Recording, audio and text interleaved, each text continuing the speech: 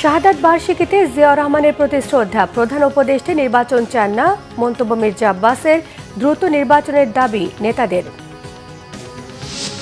Bangladesh Japan শীর্ষ বৈঠক, দুদেশের সরকার প্রধানের উপস্থিতিতে 6টি চুক্তি সই।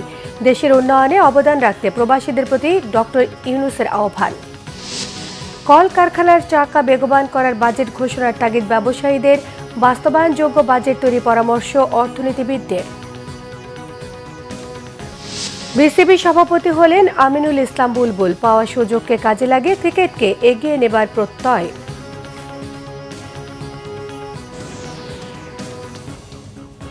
দেখছিলেন ক্রাউন সিমেন্ট সংবাদ শিরোনাম। শহীদ রাষ্ট্রপতি জিয়াউর রহমানের 44তম শাহাদাত বার্ষিকী আজ। দিনটিতে তার মাজারে ঢল নামে বিএনপির সর্বস্তরের নেতাকর্মী সহ সাধারণ মানুষের। ফুলেল শ্রদ্ধা জানানো হয় বিএনপির প্রতিষ্ঠাতা শহীদ জিয়াউর রহমানের প্রতি। শ্রদ্ধা নিবেদন শেষে দলের স্থায়ী কমিটির সদস্য মির্জা আব্বাস অভিযোগ করে বলেছেন, প্রধান উপদেষ্টা ডক্টর মোহাম্মদ ইউনূস নিজেই দেশে নির্বাচন চান না, সংস্কারের জন্য বিদেশ থেকে সরকার লোক আমদানি করেছে বলে অভিযোগ করেন তিনি। রিপোর্ট করছেন শুভ মাহফুজ। 44তম শাহাদাত বার্ষিকী উপলক্ষে বিএনপির প্রতিষ্ঠাতা শহীদ রাষ্ট্রপতি জিয়াউর রহমানের প্রতি শ্রদ্ধা জানাতে বৃষ্টি উপেক্ষা করে শেরেবাংলা নগরের মাজারের ঢল নামে বিএনপি ও অঙ্গ সহযোগী সংগঠন সহ নানা শ্রেণী পেশার মানুষের। ফ্যাসিস্ট হাসিনার পদত্যাগের ফলে 15 বছর পর এবারই কোনো ধরনের বাধা ছাড়াই দলের প্রতিষ্ঠাতার শাহাদাত বার্ষিকী পালন করছে দলটি। নেতাদের নিয়ে মাজারে শ্রদ্ধা জানান বিএনপির স্থায়ী কমিটির সদস্য মির্জা আব্বাস। ঢাকা মহানগর উত্তর ও দক্ষিণ বিএনপি এবং ছাত্রদল, যুবদল ও স্বেচ্ছাসেবক দল সহ বিভিন্ন অঙ্গ ও সহযোগী সংগঠনের নেতাকর্মীরা এ সময় উপস্থিত ছিলেন। জিয়াউর রহমানের বিদেহী আত্মার মাগফিরাত এবং দেশ ও জাতির সমৃদ্ধি কামনা দোয়া ও মুনাজাত করা হয়। পরে সাংবাদিকদের সাথে কথা বলেন মির্জা আব্বাস। বলেন, নির্বাচন নিয়ে অহেতুক দোষারোপ করা হচ্ছে বিএনপিকে। জাপানে বসে বিএনপি সম্পর্কে বদনাম করছেন, একটু লজ্জাও লাগলো না দেশের সম্পর্কে বিদেশে বসে বদনাম করতে? তিনি বললেন একটি দল নির্বাচন চায়, আর আমরা বলতে চাই একটি লোক নির্বাচন চায় না, সেটা ইউনূস, একটা ইউনূস। মির্জা আব্বাসের অভিযোগ, সংস্কারের জন্য বিদেশ থেকে লোক আমদানি করে এখন নির্বাচনের কথাই ভুলে গেছে সরকার। গর্বের সঙ্গে বলতে চাই, শহীদ রাষ্ট্রপতি জিয়াউর রহমান বহু সংস্কার করেছেন বাংলাদেশে, বহু। উনি বিদেশ থেকে কোনো পরামর্শক আনেন নাই। এই সরকার কিছু বিদেশি লোককে আমদানি করেছেন কিছু সংস্কার করার জন্য।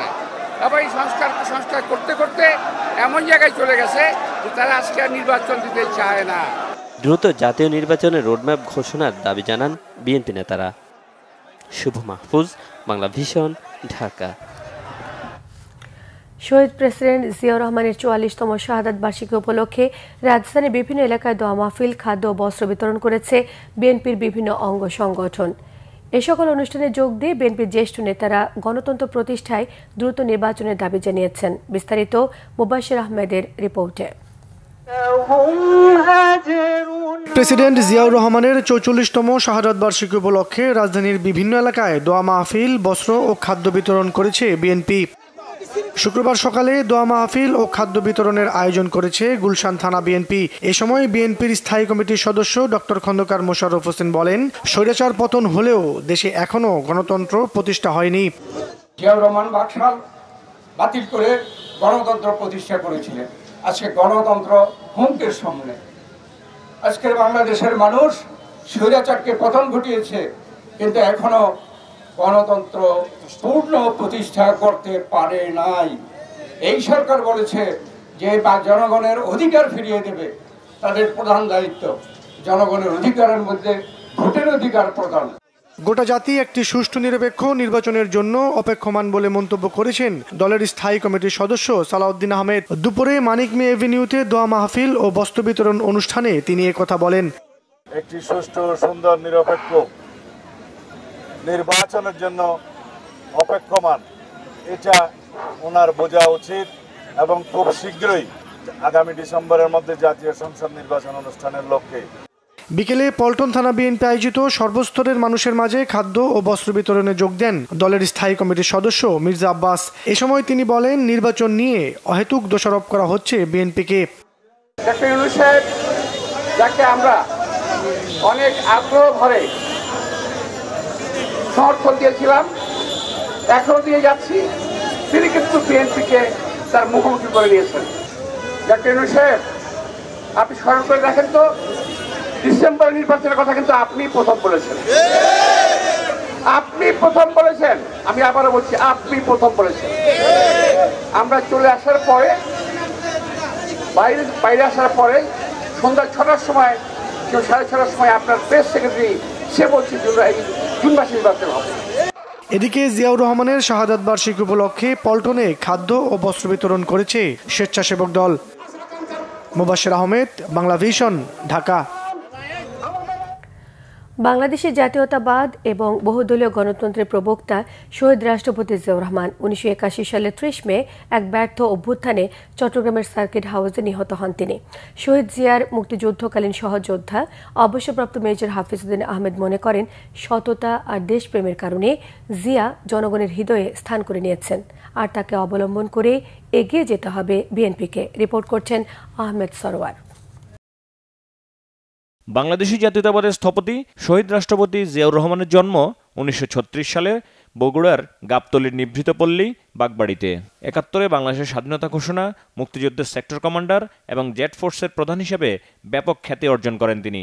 মুক্তিযুদ্ধে অসামান্য অবদানের জন্য তাকে দেয়া হয় বীর উত্তম খেতাব।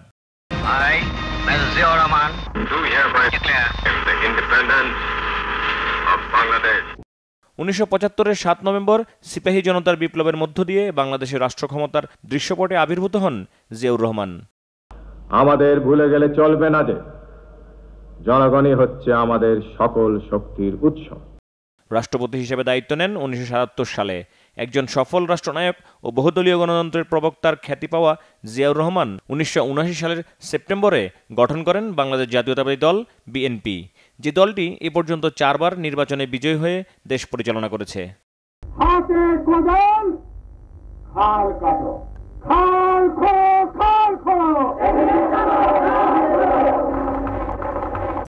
19 দফা কর্মসূচি দিয়ে দেশে উন্নয়ন ও উৎপাদনের রাজনীতিকে এগিয়ে নেয়ার এক নতুন অভিযাত্রার সূচনা করেন তিনি। দরিদ্রতার অভিশাপ থেকে জাতিকে মুক্ত করা সম্ভব না হলে স্বাধীনতা অর্থহীন হয়ে পড়বে। মাত্র 4 বছরের শাসনামলেই কৃষি উৎপাদন, গার্মেন্টস শিল্পের বিকাশ, জনশক্তি রপ্তানি, নতুন নতুন কলকারখানা স্থাপন সহ দেশের স্বনির্ভরতা অর্জনে জিয়াউর রহমানের নেয়া উদ্যোগ ব্যাপক সাড়া জাগায়। সবচেয়ে প্রথমে খাদ্যের চাহিদা মেটাতে হবে আমাদেরকে। চাহিদা মিটিয়ে আপনাদেরকে এই গ্রামের থেকে রপ্তানি করতে হবে অন্য জায়গায়। 1981 সালে এক ব্যর্থ সেনা অভ্যুত্থানে চট্টগ্রাম সার্কিট হাউসে মর্মান্তিকভাবে শাহাদাত বরণ করেন জিয়াউর রহমান।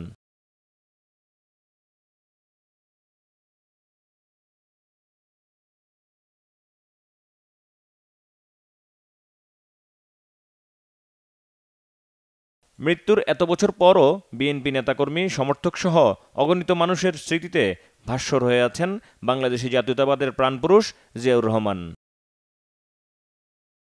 বীর মুক্তিযোদ্ধা ও বিএনপি স্থায়ী কমিটির সদস্য অবসরপ্রাপ্ত মেজর হাফিজউদ্দিন আহমেদের মতে, নানা অপপ্রচার চালিয়েও ইতিহাস থেকে মুছে ফেলা যায়নি বাংলাদেশি জাতীয়তাবাদের এই প্রাণপুরুষকে। বর্বর পাক বাহিনী যখন বাংলাদেশের মানুষের উপরে ভয়ঙ্কর সব মারণাস্ত্র নিয়ে ঝাঁপিয়ে পড়ল, সে সময় তৎকালীন আওয়ামী লীগ নেতারা দেশ ছেড়ে পাশের দেশে পালিয়ে গিয়েছেন এবং যেই স্বাধীনতা ঘোষণা তাদের দেওয়ার কথা ছিল, তাদের দেওয়া উচিত ছিল, সেটি দিতে তারা ব্যর্থ হয়েছেন। তিনি বাঙালি জাতিকে ঐক্যবদ্ধ করেছিলেন 26শে মার্চ তারিখে এবং পুরো দেশের ছাত্র জনতা, সৈনিক সবাইকে উদাত্ত আহ্বান জানিয়েছেন মুক্তিযুদ্ধে অংশগ্রহণের জন্য। জেড ফোর্স রণাঙ্গনে ইতিহাস সৃষ্টি করেছে, সবচাইতে বেশি সাহসিকতা পদক জেড ফোর্স অর্জন করেছে। আমাদের শহীদের সংখ্যাও সর্বাধিক।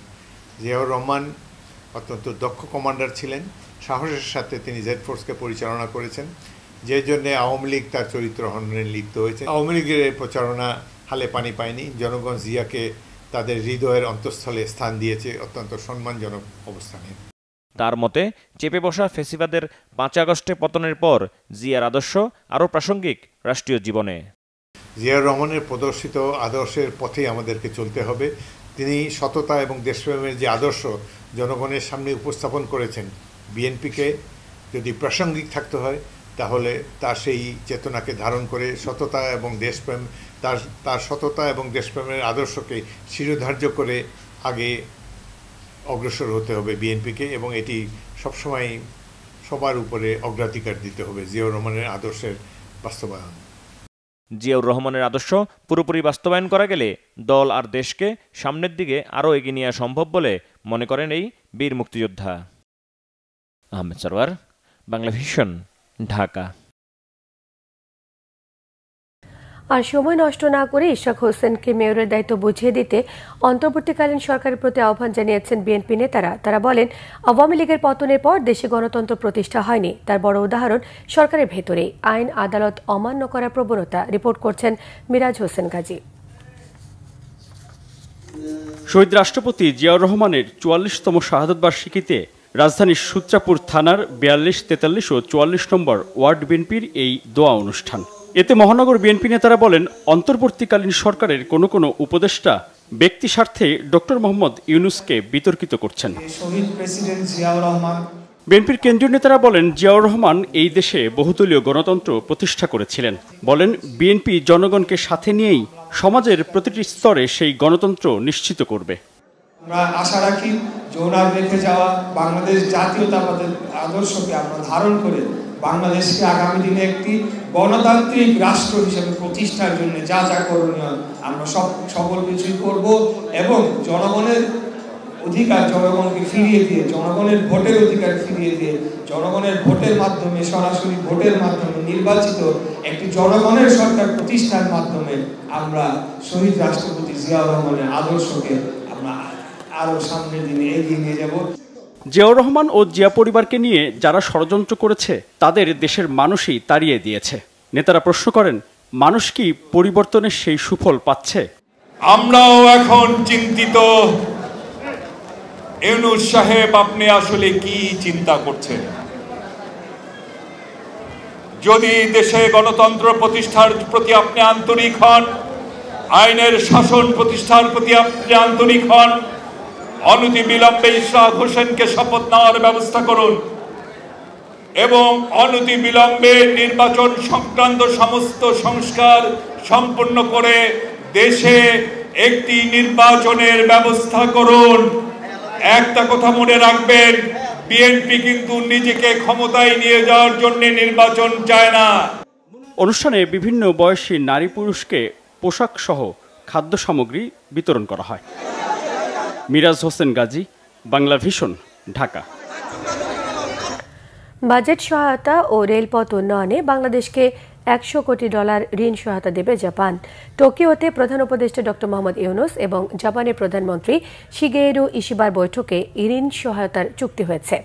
একই দিন জাপানের সঙ্গে আরও 6টি সমঝোতার স্মারক সই করেছে বাংলাদেশ। জাপানের টোকিও থেকে বিস্তারিত জানাচ্ছেন বিশেষ প্রতিনিধি সিকান্দার রহমান।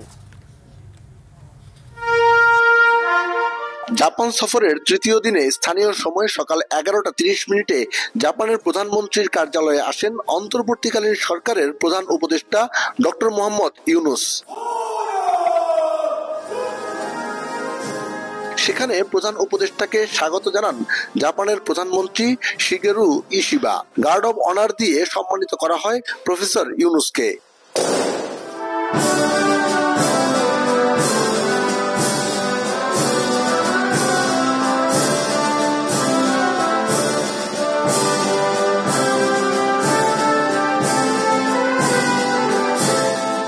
পরে দ্বিপাক্ষিক বৈঠকে বসেন জাপান ও বাংলাদেশ সরকারের প্রধান। সেখানে 6টি সমঝোতা স্মারক সই হয়েছে। এর মধ্যে বাংলাদেশ বিনিয়োগ উন্নয়ন কর্তৃপক্ষের ওয়ান স্টপ সার্ভিস, ব্যাটারি চালিত সাইকেল তৈরির কারখানা, প্রিপেইড গ্যাস মিটার স্থাপন, তথ্য নিরাপত্তায় পাইলট প্রকল্প চালু ও বাংলাদেশে বিশেষ অর্থনৈতিক অঞ্চলে জমি চুক্তি সংক্রান্ত সমঝোতা স্মারক সই করেছে বাংলাদেশ। এ সময় বাংলাদেশের বাজেট সহায়তা ও রেলপথের জন্য $1 বিলিয়ন দেওয়ার কথা জানায় জাপান। 1.063 মানে $1 বিলিয়ন একটু বেশি আমরা ওদের কাছে পাচ্ছি। শুনে আমাদের ভোটার রেজিস্ট্রেশন এগুলো অনেক কিছু আছে, তো এটার জন্য আমরা তাদের কাছে কিছু কিছু ইস্যুতে আমরা সাহায্য চেয়েছি। তারা জানিয়েছে যে তারা আমাদের পাশে থাকবে। এ সময় রোহিঙ্গা সমস্যার সমাধান সহ বিভিন্ন বিষয়ে বাংলাদেশের পাশে থাকার কথা জানায় জাপান। বাংলাদেশের উন্নয়ন এবং অগ্রগতির দীর্ঘদিনের সহযোদ্ধা এই জাপান, একই সঙ্গে বাংলাদেশের অকৃতম বন্ধুও জাপান। সেই জাপান সফরে যখন বাংলাদেশের এই মুহূর্তের অন্তর্বর্তীকালীন সরকার প্রধান প্রফেসর ডক্টর মোহাম্মদ ইউনূস আসলেন, তখন জাপান সরকার কিন্তু তার উদারতার হাত আরো বেশি প্রশস্ত করলো। বাংলাদেশের উন্নয়ন, অগ্রগতি এবং অবকাঠামোগত উন্নয়নের জন্য বাড়তি বরাদ্দের কথা ঘোষণা করলো জাপান সরকার। Sikandar Rahman, Bangla Vision, Tokyo, Japan. বিভিন্ন দেশ থেকে অর্জিত জ্ঞান দেশের উন্নয়নে কাজে লাগাতে প্রবাসীদের প্রতি আহ্বান জানিয়েছেন প্রধান উপদেষ্টা ডক্টর মোহাম্মদ ইউনূস। জাপানে বাংলাদেশিদের সঙ্গে মতবিনিময় সভায় তিনি বলেন, দালালের দৌরাত্ম্যে অনেক দেশ বাংলাদেশি শ্রমিক নেওয়া বন্ধ করে দিয়েছে। এই সময় প্রবাসীরা নিজেদের বিভিন্ন সমস্যার কথা তুলে ধরেন প্রধান উপদেষ্টার কাছে। টোকিও থেকে বিশেষ প্রতিনিধি সিকান্দার রেমানের আরও একটি রিপোর্ট। শুক্রবার বিকেলে টোকিওতে বাংলাদেশ দূতাবাসে এক মতবিনিময় সভার আয়োজন করা হয়। সেখানে যোগ দেন ডক্টর মোহাম্মদ ইউনূস। প্রবাসীরা প্রধান উপদেষ্টাকে কাছে পেয়ে অনেক দাবি দাওয়া উত্থাপন করেন। বাংলাদেশের শ্রমিকদের প্রতি জাপানিজদের একটা আলাদা একটা দুর্বলতা রয়েছে। তারা সৎভাবে কাজ করে, পরিশ্রমী। শাকসবজি এবং মাছ, ফলমূল এগুলো আসলে আমাদের এখানে আসার একটা খুব সম্ভাবনা আছে যদি বিমানটা সবসময় চালু থাকে। আমাদের আকুল আবেদন আমাদের প্রধান উপদেষ্টার উপরে যে আমাদের বাংলাদেশ বিমানটা যাতে সচল থাকে। জাপান এক সুন্দর রাষ্ট্র এবং প্রবাসীরা বাংলাদেশের অনেক রেমিটেন্স যোদ্ধা এই দেশে বাড়লে ইনশাআল্লাহ বাংলাদেশের অর্থনীতিকে সমৃদ্ধশালী করবে। সেই দক্ষ কর্মী যেন তো দ্রুত নিয়ে আসা যায়, সেই হিসাবে আমি আমার প্রধান উপদেষ্টার দৃষ্টি আকর্ষণ করছি। জাপান আসতে হলে যে কোনো ইস্যুর উপরে, কৃষি, মেকানিক্যাল, যে কোনো ব্যাপার উপরে তার একটা সার্টিফিকেট এবং করতে হবে, তার প্রশিক্ষণ দক্ষতা থাকতে হবে। দক্ষ কর্মীর জন্য জাপানে যে ব্রিজটা স্থাপন করতে যাচ্ছে, এটা আমাদের জন্য অত্যন্ত জরুরি হচ্ছে বিমান। সরকার প্রধান বলেন, ঘরে ঘরে নাগরিক সেবা পেতে উদ্যোগ নিয়েছে অন্তর্বর্তীকালীন সরকার। এ সময় বিদেশ থেকে অর্জিত জ্ঞান দেশ মেরামতের কাজে লাগানোর আহ্বান জানান তিনি। আপনাদের সমর্থন না পেলে, আপনাদের এই সাহায্য না পেলে বাংলাদেশ উঠে দাঁড়াবার কোনো সুযোগ ছিল না। এখন উঠে দাঁড়িয়েছে, আপনাদের এই সমর্থন আরো লাগবে, যাতে করে যত কিছুর কথাগুলো বললেন সেগুলো যেন সুন্দরভাবে আমরা করে ফেলতে পারি। এর আগে ডক্টর মোহাম্মদ ইউনূস যান টোকিওর সোকা বিশ্ববিদ্যালয়ে। সেখানে সম্মানসূচক ডক্টরেট ডিগ্রি দেওয়া হয় তাকে। এ সময় বিভিন্ন ক্ষেত্রে আগামী দিনের নেতৃত্বে শিক্ষার্থীরা যেন নিজেদের গড়ে তুলতে পারে সে আহ্বান জানান প্রধান উপদেষ্টা।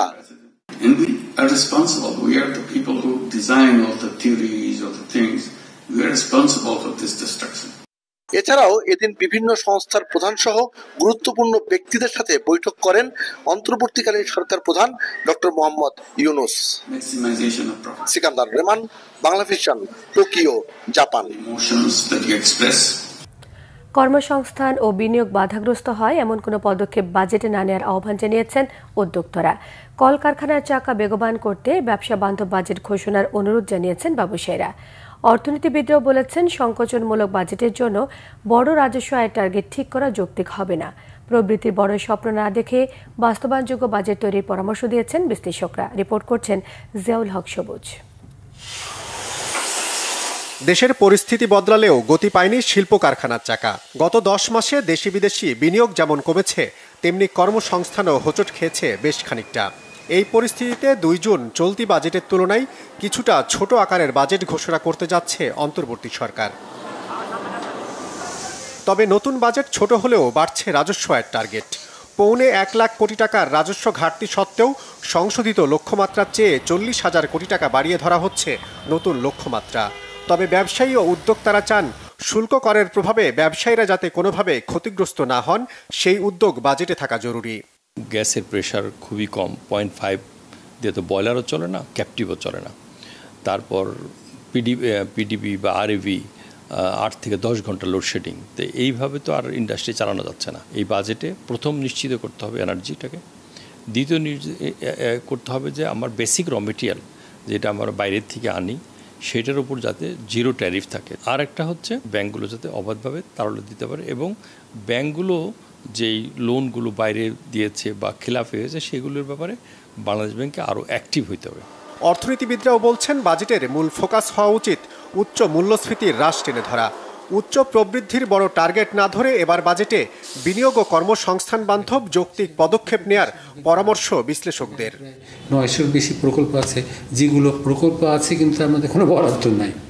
এই যে একটা সংস্কৃতি আমাদের গড়ে উঠেছে যে আমরা বড় বড় প্রকল্প, অনেক বেশি প্রকল্প নিব এবং কিন্তু সেগুলো বাস্তবায়ন করার ক্ষমতাটা আমাদের নাই, এবং সেগুলো না করতে পারলে তাহলে তো উদ্দেশ্য কখনোই অর্জিত হবে না। আকার দেখে বাজেটটাকে বিচার করা উচিত নয়, বরং এর বিচার করা উচিত এর গুণগত মান কতটুকু, অর্থাৎ এগুলো আমাদের গুণগত কতটুকু পরিবর্তন করতে পারবে। নতুন সরকার এসেই বদলে ফেলে এমন প্রকল্প হাতে না নেয়া বা শুল্ক করের কাঠামোয় বড় পরিবর্তন না করার পরামর্শ বিশ্লেষকদের। জিয়াউল হক সবুজ, Bangla vision, Dhaka. Cricket. BCB নতুন সভাপতি পদে আসীন হলেন জাতীয় দলের সাবেক অধিনায়ক ও টেস্টে বাংলাদেশের প্রথম সেঞ্চুরিয়ান আমিনুল ইসলাম বুলবুল। বোর্ড পরিচালনা পর্ষদের সভায় সিদ্ধান্ত নেওয়া হয়েছে। গত 5 আগস্টের পর ফারুক আহমেদকে বিসিবি সভাপতির দায়িত্ব দেয় অন্তর্বর্তীকালীন সরকার, কিন্তু সাম্প্রতিক সময়ে নানা বিতর্ক জন্ম দিয়ে বোর্ড পরিচালকদের রোষানলে পড়ে যান ফারুক আহমেদ। তাকে বিসিবি সভাপতির পদ থেকে সরিয়ে দেওয়া হয়। নতুন সভাপতি হিসেবে উঠে আসে আমিনুল ইসলাম বুলবুলের নাম। বিকেলে বুলবুলকে সভাপতি নিয়োগ করা হয়েছে। সিনিয়র সহসভাপতি হন নাজমুল আবেদিন ফাহিম। সহসভাপতি নির্বাচিত হয়েছেন ফাহিম সিনহা। পরে তাৎক্ষণিক প্রতিক্রিয়ায় দেশের টেস্ট ক্রিকেটের প্রথম সেঞ্চুরিয়ান বুলবুল বলেছেন, নতুন দায়িত্ব তার কাছে একটি সুযোগ হিসেবে এসেছে। এই সুযোগ কাজে লাগিয়ে দেশের ক্রিকেটকে এগিয়ে নিতে চান আমিনুল ইসলাম বুলবুল।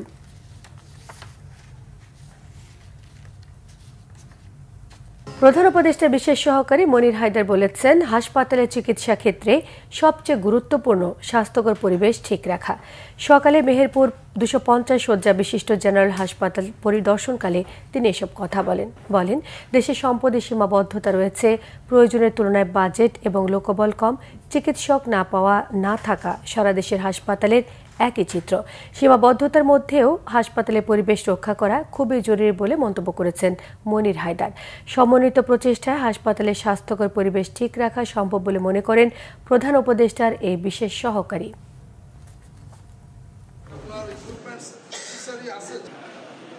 আমাদের প্রয়োজনীয় লোকবল নেই, প্রয়োজনের তুলনায় বাজেট কম, তারপরে ডাক্তার না পাওয়া না থাকা, এটা সারা বাংলাদেশের অভিন্ন চিত্র। হাসপাতালে শুধু ওষুধ কিংবা ডাক্তারের ব্যবস্থাপত্র এটাই চিকিৎসার সবকিছু না। চিকিৎসার ক্ষেত্রে খুবই গুরুত্বপূর্ণ হলো পরিবেশ।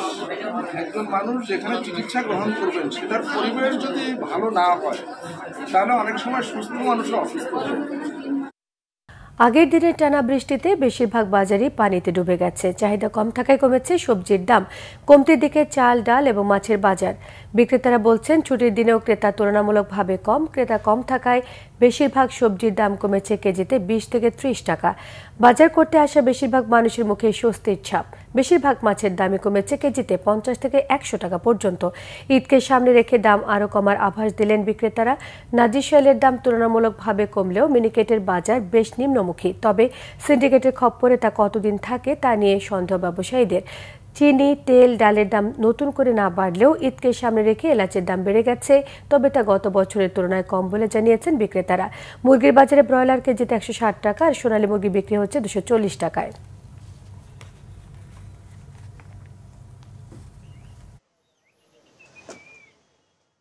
ক্রিকেট। পাকিস্তান সফরে আজ দ্বিতীয় টি-20 খেলবে বাংলাদেশ। লাহোরের গদ্দাফি স্টেডিয়ামে বাংলাদেশ সময় রাত 9টায় শুরু হবে ম্যাচটি। 3 ম্যাচ সিরিজের প্রথমটিতে জয় পায় স্বাগতিকরা। আমিরাতের কাছে 2-1 সিরিজ হেরে বিধ্বস্ত বাংলাদেশ দল পাকিস্তানের বিপক্ষে প্রথম ম্যাচেও সহজে আত্মসমর্পণ করে। পাকিস্তানের বিপক্ষে কিন্তু দলের ইনডিসিপ্লিন পারফরমেন্সই দেয়। 5 রানে 2 উইকেট এবং 53 রানে তৃতীয় উইকেট তুলে নেওয়ার পরও পাকিস্তান যে 7 উইকেটে 201 রান করে কঠিন টার্গেট ছুড়ে দিয়েছে তাতে বোলিংয়ের দায় অনেক। বোলিংয়ে বাংলাদেশ অনেক শর্ট বল খেলার খেসারত দিয়েছে। 3 পাকিস্তানি ব্যাটার আগা সালমান, হাসান নেওয়াজ এবং সাদাব খান সেই সুযোগে বড় ইনিংস খেলার সুযোগ পেয়েছেন। দ্বিতীয় টি-20 জিতে সমতায় ফিরতে মরিয়া টাইগাররা। সংবাদ শেষ করব ক্রাউন সিমেন্ট শিরোনামগুলো আরও একবার জানিয়ে দিয়ে। শাহাদাত বার্ষিকীতে জিয়াউর রহমানের প্রতি শ্রদ্ধা। প্রধান উপদেষ্টা নির্বাচন চান না, মন্তব্য মির্জা আব্বাসের। দ্রুত নির্বাচনের দাবি নেতাদের। বাংলাদেশ জাপান শীর্ষ বৈঠক দুদেশের সরকার প্রধানের উপস্থিতিতে 6টি চুক্তি সই দেশের উন্নয়নে অবদান রাখতে প্রবাসীদের প্রতি আহ্বান ডক্টর মোহাম্মদ ইউনূসের। কলকারখানার চাকা বেগবান করার বাজেট ঘোষণার তাগিদ ব্যবসায়ীদের বাস্তবায়নযোগ্য বাজেট তৈরি পরামর্শ দিয়েছেন অর্থনীতিবিদরা। বিসিবি সভাপতি হলেন আমিনুল ইসলাম বুলবুল পাওয়া সুযোগকে কাজে লাগিয়ে ক্রিকেটকে এগিয়ে নেওয়ার প্রত্যয়।